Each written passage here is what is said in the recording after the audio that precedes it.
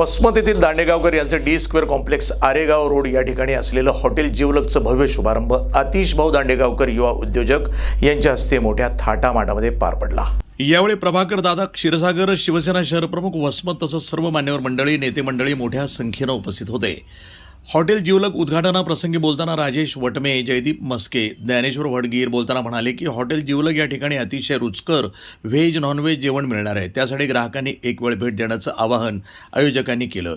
यांचे मार्गदर्शक म्हणून श्रीयुत प्रदीप गडदे आहेत।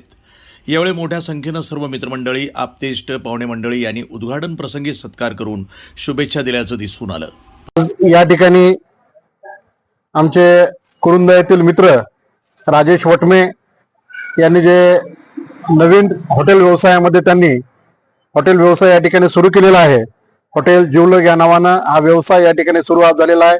याचं उद्घाटन आदरणीय आतिश भैया दांडेगावकर यांच्या प्रमुख उपस्थितीमध्ये या ठिकाणी त्याचं उद्घाटन झालेलं आहे। आमच्या सर्वांतर्फे या ठिकाणी राजेश वटमे असतील, जयदीप मस्के असतील यांना आम्ही सर्वजण या ठिकाणी शुभेच्छा देतो आणि त्यांचा व्यवसायाला भरभराटी लागो ही आम्ही प्रार्थना व्यक्त करतो। पुन्हा एकदा त्यांना शुभेच्छा। प्रतिनिधी नंदू परदेशी, वसमत, हिंगोली, NTV न्यूज मराठी।